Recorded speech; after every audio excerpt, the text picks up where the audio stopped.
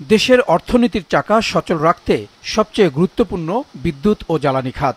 এ কারণে বরাবরই বাজেটে মোটা অঙ্কের ভর্তুকি দেয়া হয় এই খাতে। গেল ৫ বছরে যার পরিমাণ ছিল প্রায় ২,০৭,০০০ কোটি টাকা। গেলবারের তুলনায় এবারের বাজেটে ভর্তুকি কমানো হয়েছে ১০% বা ১১,০০০ কোটি টাকা। লক্ষ্য পূরণে লাগাম টানা হচ্ছে বিদ্যুতের উৎপাদন ব্যয়ে। কিন্তু বাজেটে বড় কোনো কাঠামোগত সংস্কারের ইঙ্গিত নেই বলে মনে করছেন বিশ্লেষকরা।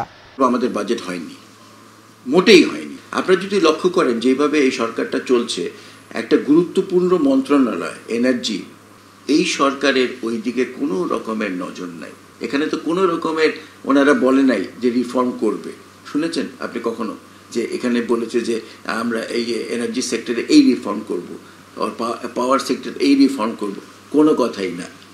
চলতি বছরের শুরুতে খরচ কমাতে তেলভিত্তিক বিদ্যুৎ কেন্দ্রের ব্যবহার কমানোর উদ্যোগ নেওয়া হয়, তবে বাস্তবে সেটি সম্ভব হয়নি বলছেন institute for energy economics and financial analysis IEEF এর জ্বালানি খাত বিষয়ক এই বিশ্লেষক। বাস্তবায়ন একটি বড় প্রশ্ন, কারণ বছরের শুরুতে আমরা লক্ষ্য করেছি জানুয়ারি মাসে আমাদের টোটাল বিদ্যুৎ উৎপাদনে তেল ভিত্তিক পাওয়ার প্ল্যান্টের কন্ট্রিবিউশন ছিল 2 থেকে 3%, কিন্তু চাহিদা বাড়ার সাথে সাথে ফেব্রুয়ারি থেকে এপ্রিল মেতে এসে সেটা 10-11% চলে গেল। কোনো দিন 18-19% পর্যন্ত তেলের কন্ট্রিবিউশন ছিল, যা কিন্তু অত্যন্ত ব্যয়বহুল। ফলে গভর্নমেন্ট যে 11,000 কোটি টাকা কমাবে, সেই ক্ষেত্রে আসলে যে স্টেপগুলো নেবে সেগুলোতে স্ট্রিক্টলি ইনফোর্স করতে হবে যাতে খরচটা কমানো যায়। আদারওয়াইজ আগামী 3 থেকে 4 বছরের ভিতর এই খাতের সাবসিডি আরও বেড়ে যেতে পারে। 2040 সালের মধ্যে নবায়নযোগ্য উৎস থেকে মোট বিদ্যুৎ উৎপাদনের 30% আহরণের লক্ষ্য থাকলেও এবারের বাজেটে তা পূরণের বিষয়টি পাশ কাটিয়ে যাওয়া হয়েছে বলছেন এই দুই বিশ্লেষক। প্রধান উপদেষ্টা বারবার 000 তিনটা বলে যাচ্ছে। একটা জিরো তো নবায়নযোগ্যের সাথে কানেক্টেড, কমপ্লিটলি কানেক্টেড। এবং এই নবায়নযোগ্য ইয়েটা আমরা লক্ষ্য করেছি যে এইটা কোনো সরকারই গুরুত্ব সহকারে এটা নিচ্ছে না। নবায়নযোগ্য জ্বালানির ক্ষেত্রে বিশেষ কোনো অ্যালোকেশন আমরা দেখতে পাইনি।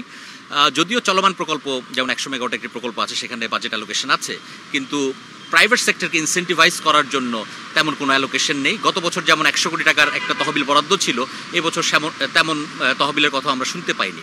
নির্ভরযোগ্য বিদ্যুৎ খাত গড়তে সুস্পষ্ট কৌশল ও রাজনৈতিক সদিচ্ছা না থাকলে প্রতি বছর বাজেটে বাড়তি অঙ্ক যোগ করেও নাগালের বাইরে থেকে যাবে সমাধান বলছেন বিশেষজ্ঞরা। জাহিদ সেলিম, মাছরাঙা সংবাদ, ঢাকা।